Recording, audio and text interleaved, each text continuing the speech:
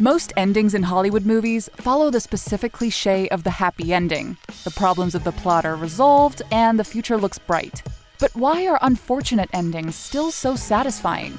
Let's take a look at how Hollywood has trained us to watch films, and how anti-happy endings satisfy and stick with us by portraying reality over fantasy. And that, my friends, is the ugly truth.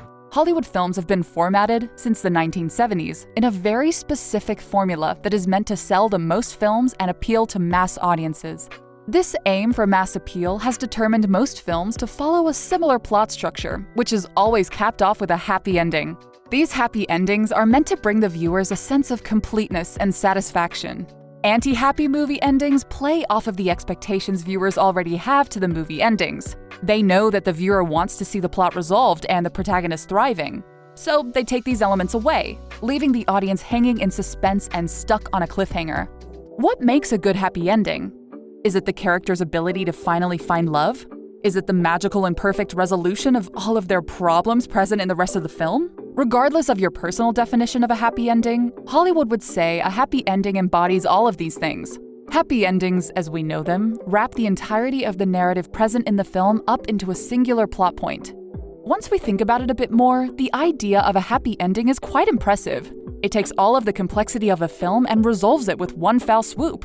At least, this is how happy endings may appear. In reality, the Hollywood happy ending doesn't really need to perfectly wrap up everything in the narrative. It only needs to wrap up enough of it that the viewers don't notice some things that are missing or unsolved. The happiness that these endings put forth relies on the idea of completeness, as in the narrative itself comes full circle and is complete, so the protagonist must have met their goals. For example, Interstellar concludes with the savior of humankind through Murphy's work. This leaves the audience appeased with the resolution of much of the plot's strife. However, it is unexplained why the Tesseract collapses, sending Cooper back into our solar system, considering it was an unnecessary and almost impossible step in the narrative. His arrival back to the solar system makes no practical sense, but is still a prominent plot point, just to further drive home the complete, happy ending, where father reunites with daughter. It's me, Murph. How is your ghost? Interstellar is just one example of this type of expectation-meeting ending, but nearly every film produced in Hollywood embodies this repetitive happily ever after. This formulaic creation of conclusions has worked to shape the way in which audiences watch movies. Hollywood sets us up with exact expectations. There will be a distinct beginning, middle, and conclusion of a narrative, and that conclusion will be a complete and happy one. When we sit down to watch a movie and it doesn't follow this structure, say a non-linear film like I'm Thinking of Ending Things, people oftentimes get bored or confused and stop watching. This is what drives Hollywood to keep repeating the same plot format. First kiss, the breakup, the makeup. It keeps people watching because it feeds into their expectations, and therefore makes the producers and filmmakers money. Let's move on to what distinguishes a specifically unhappy ending in Hollywood. This would include any ending that doesn't leave viewers with a sense of completeness, one that seems to be lacking in some regard, typically eliciting feelings of sadness, anger, or loss from the viewers. It is both the content of the ending, what we see playing out on screen, and the structure of it, the feeling that something is missing, that combine to produce an emotional sensation for the viewer.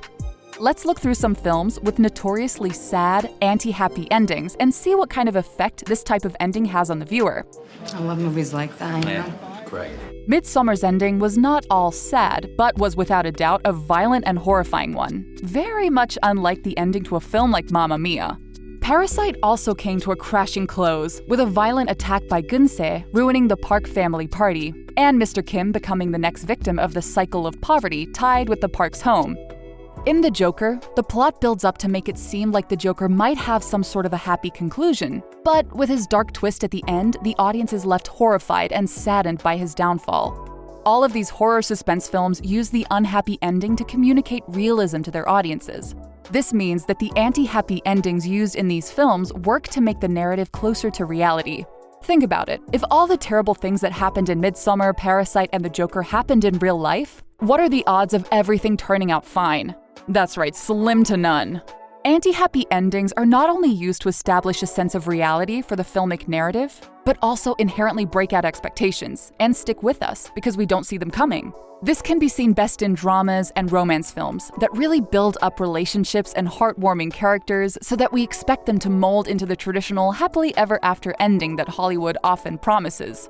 But when this isn't delivered, viewers are shocked and a memorable effect is granted to that film's ending.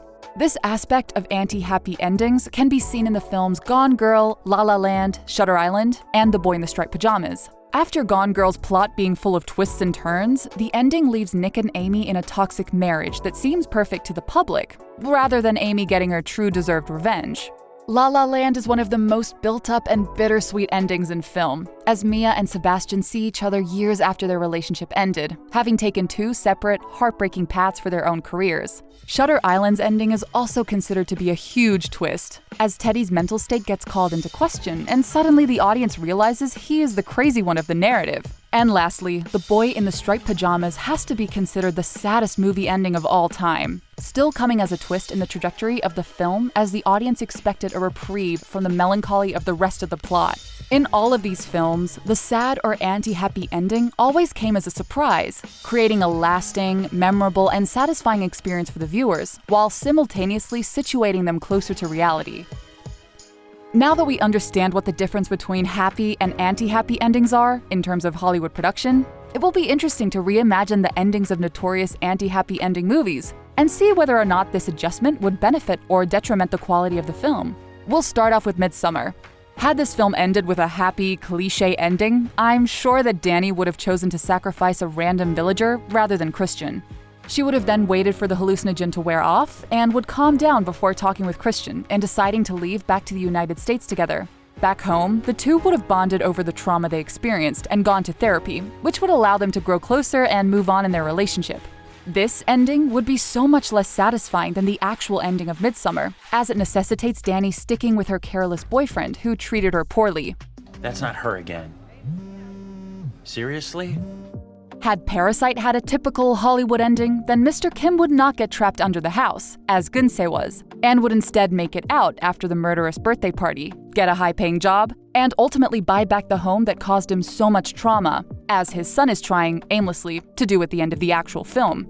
Had this been Mr. Kim's fate, the idea of the cycle of poverty and the anti-capitalist messaging of the film would have completely dissolved and meant nothing in the end.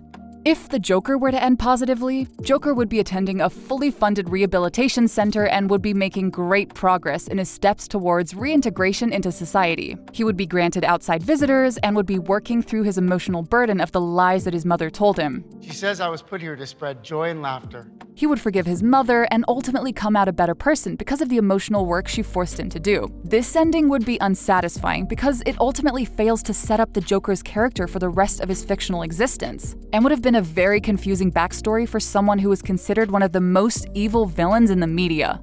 Gone Girl had the potential to be a truly different film had the ending changed to be a classic Hollywood happily ever after. Much like Midsommar, upon Amy's return home, her husband Nick would beg for forgiveness and she would agree to work on the relationship with him. The two would go to couples therapy and Amy would admit to faking her own death to the media, participating in supplemental therapy to get over the urges that made her do that in the first place. The two would put their differences aside and realize that marriage is the most important thing of all, deciding to love each other regardless of their flaws in the end. Who would want an ending to Gone Girl as flimsy as this? It would take all of the revenge out of the revenge plot and would make Amy out to be submissive to the institution of marriage, rather than an independent woman who was capable of much more than her meek husband. In another alternate ending, Amy would not have returned back home at all, instead fleeing the country and having Nick locked up for her murder. Amy would be lounging in the sun next to a pool in Mexico with a whole new look as a disguise, while her husband goes through the process of prison intake. This ending is not necessarily the happy ending of Hollywood's dreams, but could be considered as happy as Midsommar's ending currently is to certain viewers. Nick doesn't necessarily get what he wants or deserves, but we are ultimately rooting for Amy. Having Amy come out on top could be a whole new level of anti-happy happy ending. In La La Land, the happy platitude of an ending that would have made the film conform to viewers' expectations would have had Mia and Sebastian ultimately end up together. Rather than parting ways for the sake of their dreams and careers, I haven't heard from you in a little while. their love would overpower their individual desires and they would sacrifice their passion for each other. This ending is clearly much weaker than the actual ending of the film, as it requires the relinquishment of individuality from both of the protagonists for the sake of romance. This ending would have characterized Mia and Sebastian as codependent and unhealthy in their relationship, which might seem temporarily more happy than the ending that exists, but in the long run, would be detrimental to their emotional well-being. Plus, who can forget this bittersweet ending? We sure didn't. I'm Bruno. I'm Shmuel. As for the boy in the striped pajamas, Bruno would have entered the concentration camp and would have rescued Shmuel, taking him back to the safety of his house, with Bruno's parents open and willing to care for him. Shutter Island would have taken on a Hollywood ending only if Teddy was in fact right in his paranoia, and it turned out that the entirety of the mental institution was a site for government testing. He would be deemed a national hero by the army and would live in pride for the rest of his days. Teddy Daniels, the man, the legend, I'll give you that. The legend.